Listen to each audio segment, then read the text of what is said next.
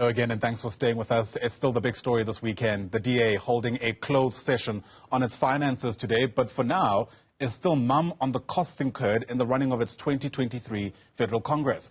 Now, this is the biggest such event for the opposition party's lifetime. From 6 this morning, about 2,000 voting delegates cast their ballots for the party's new leaders. Voting, which is electronic, is now closed, with the new leadership expected to be announced this afternoon. Let's continue with our analysis. Now bring in Professor Andre Duvenhage live to us via our video link this morning. Prof, always great to see you. Thanks for giving us your time and insights. Interesting to note that the voting was electronic that took place earlier this morning and also anonymous. I wonder whether because of that you reckon we might be in for a surprise or the outcome this afternoon is really given. Good morning, Yanya. Yes, indeed, I think they are following very modern techniques as far as voting is concerned, but I'm not expecting a surprise when it comes to the result, especially in terms of the leader. I believe John Steenhuisen is in a very strong position. Yesterday, there was the decision that they are not going to appoint a deputy. I believe that in a way, Mpho Phalatse had hoped that maybe if she didn't make it as a leader, she can continue as a deputy leader. But there were concerns that this may create a system of two centers of power. But the fact of the matter is they have voted electronically, they have voted individually, and the voting process is completed. And we will have the result at 1:30, I think, this afternoon. Yeah, and if yesterday is anything to go by, best to believe to the minute, I'm sure the DA will be making that announcement. But it was also interesting to watch both of these candidates kind of give their last-ditch attempt to garner support yesterday. Two very impassioned speeches, but also two very different speeches, positioning on the one hand the DA as having had done all the reform that it needs to, and therefore being ready to govern. And from Mpho Phalatse, she painted a picture of a DA that still needs to do a whole lot more work because it's suffering from a trust deficit. How do you reckon both speeches landed? Well, I think both well. What is important is how does this reflect on the respective constituencies. And we have the one big constituency within the DA, which I will describe as liberal conservative, which I think John Steenhuisen will argue we walk the talk, we did the work, we are ready, we have the experience of the Western Cape and a number of local governments, we are on the right track. But now we know on the other side that the Democratic Alliance, although I think the most representative party in the country, is still seen as a white party. And Mpho Phalatse focused on that dimension, how to transform the party, and it's quite clear that she worked towards the new constituency. Let's call it, in previous terms, they refer to it as the Black Caucus in some way, which is more transformational in nature. Now, I think that is important. I think both forces are important. Both made exceptionally fine speeches, and both will appeal to their respective constituencies. But I think, in many ways, the decisions were already taken by delegates even before the conference. And I think the swing vote will be a very, very small vote.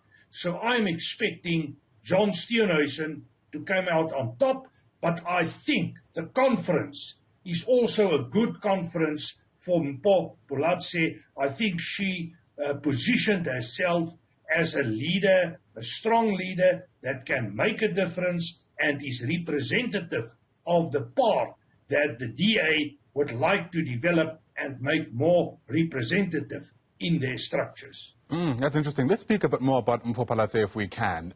You know, those who are worried about her decision to run against John Steenhuisen pointed to the fact that this might be some kind of political suicide because of, you know, this perception, as it were, that if you challenge someone like John Steenhuisen, given the support he enjoys, that's going to result with the end of your own career. But given what you're saying, you think she's in a stronger position than she was at the beginning of this conference. But what do you reckon happens next for her? Because Gauteng already has a premier candidate in the form of Solim Semanga. It makes it difficult to kind of try place where the DA might send her next. Well, the DA is a very big party. We must take into consideration they have about 3 to 4 million votes.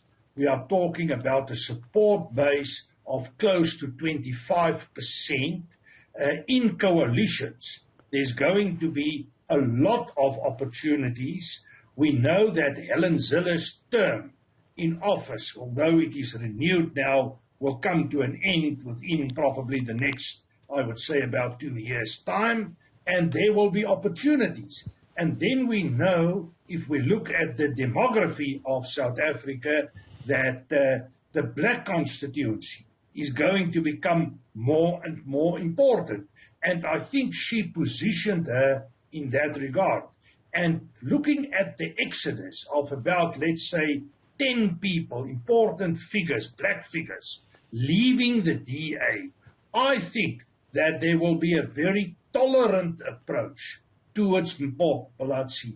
I think that the time is not there for people to fight each other on that level. The DA had troubles in 2019. I think it is a priority to reconcile. We know specifically that Helen Zille would like and did in the past try to position black leadership into the party in a number of ways. So I think she's relatively safe. It's not as if she will go into the proverbial Siberia after the conference. I think she will be in a position where she can make a difference, and her leading role can be an important role in the future in the party. Fascinating. If the conclusion of this Congress is a far gone one, in other words, if we really know what's likely to unfold this afternoon, a lot of attention is going to be on what happens after this in the lead up to 2024. Now, this past week alone, we saw the launching of yet another political party in the form of Shiluba by Bongani Baloyi, another prominent leader who left the DA. Of course, they have their own rights in starting that kind of organization, but the concerns that have been raised is that it further splits the vote for the opposition and, ironically, may actually fall into the playbook of the ANC. In other words, it might work to the ANC's favor. With that in mind, how ought the DA position itself if it wants to give itself a chance to govern in 2024? Well, to start with the position of Baloyi, he left the Democratic Alliance for Action South Africa. Now he left Action South Africa, establishing his own party. So I think that is in a way problematic. We must always see that our electoral system, especially the one on national and provincial level, is what we call the proportional list system. And we have a very low level of support you need for entering into the system. So automatically there will be a lot of parties. Now normally we have about 3-4 parties that are critically important, and then about 10 parties that are making a difference. Now, to be really part of that 10 parties is sometimes extremely difficult. And the future for the DA, in the first place, will be to establish their support base, better than 18 or 19%, taking it up to 25%.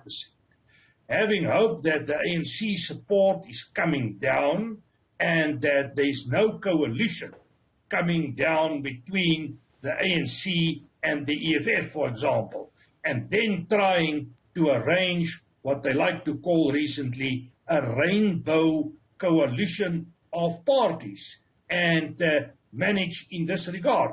And personally, I had a conversation with Helen Zille a time ago, and she made it quite clear that it's extremely difficult to manage these complex coalition politics. So I think the future is all about coalitions. And when it comes to coalitions, it's about tolerance. It's about the higher ground of politics. It's about the common good that you need to strive for. And I think that the DA, in a way, is well positioned, but the dangerous scenario for them is an ANC-EFF combination, especially if the ANC support in 2024 drop to a low 40. Now, some of the surveys are talking about 50, but some are talking about as low as 37. My own take is, at the moment, they are around 45%. But yes, I think 2024 is going to be a very critical election, and what is happening within the ANC and the Democratic Alliance is going to be very important factors determining our future. Fascinating stuff. Professor Andre Duvenhage, as always, it's great getting your intake. Thanks very much indeed for speaking to us, getting your take, I beg your pardon. Professor Duvenhage, of course, is a political analyst.